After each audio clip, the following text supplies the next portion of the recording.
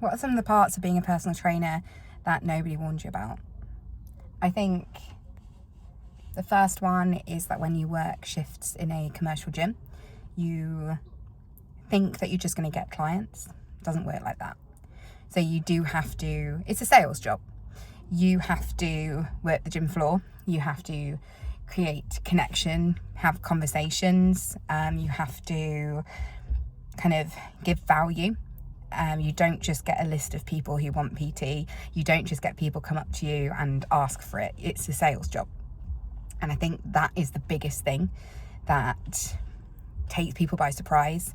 You think that you qualify and you're really happy about that, and you will then land yourself a job in a gym and you're like, great, this is it, this is the start. And then actually what happens is you realize that clients, yes, there's a lot of people and a lot of people who want help and PT, but clients don't just come to you.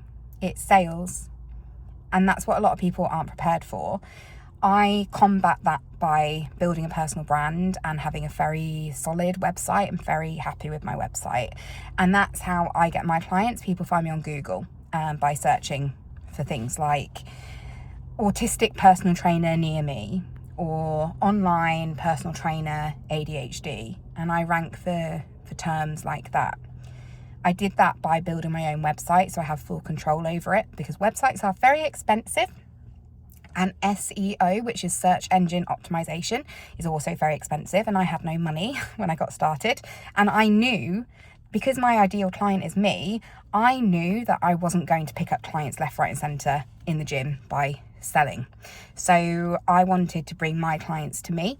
And that's how I did it. I built my website and I wrote blogs. And I wrote blogs that answered questions like, what happens in a gym induction?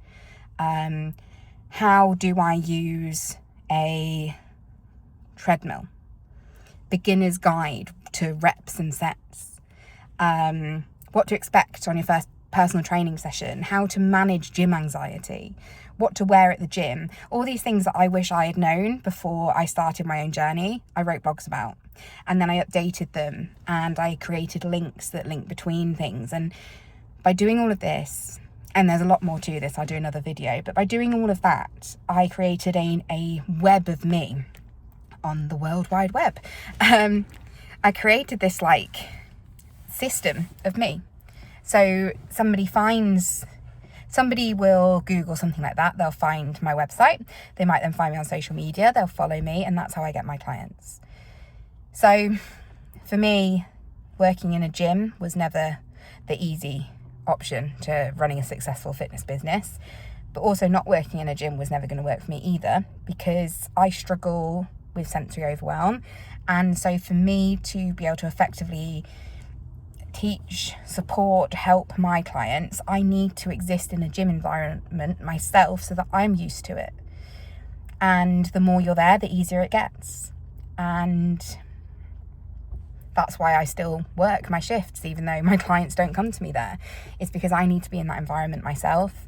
And it gives me an opportunity to help people who might not otherwise get help. And I mean people who maybe are in the gym already, but they're too nervous to reach out and ask for help.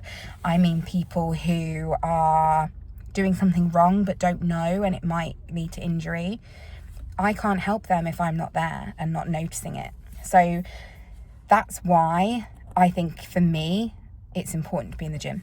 But it is one of the biggest things that I think we are told or mistold, that it's easy to build a personal training business, because it's not. But I think the key is building a personal brand and building a website and being visible.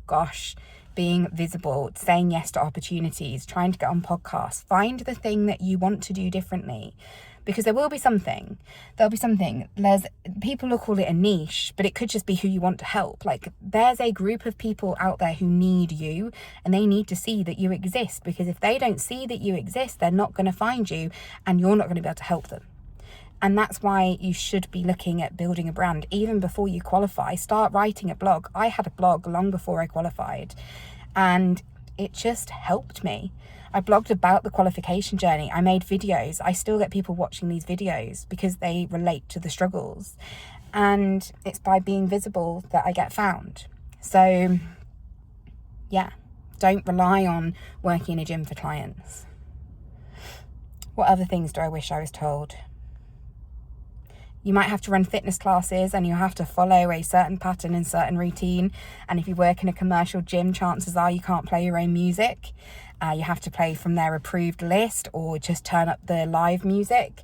That's quite frustrating.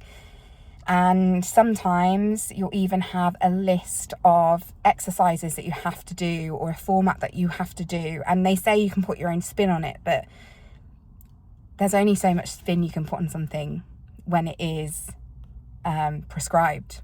And I get it, with chain gyms, they want to be the same everywhere. So they want a gym in Wolverhampton to be the same in terms of the burn class as a gym in London or in York. But what that means as a personal trainer is they're cookie cutter classes, and you can't put much more beyond the energy in that's different. And if you appeal to a group of people who aren't necessarily typical or the norm, that means that you don't necessarily pick up leads from class either. So that's something to bear in mind as well. Obviously, if you go to a private gym or if you go freelance group exercise instructor, that's all different. And I can't speak for that because it's not me. But yeah, you think exercise classes will be great lead gen. They can be, but they're not for me. So yeah, and I try very hard to make mine the ideal ones for me, and it is still hard.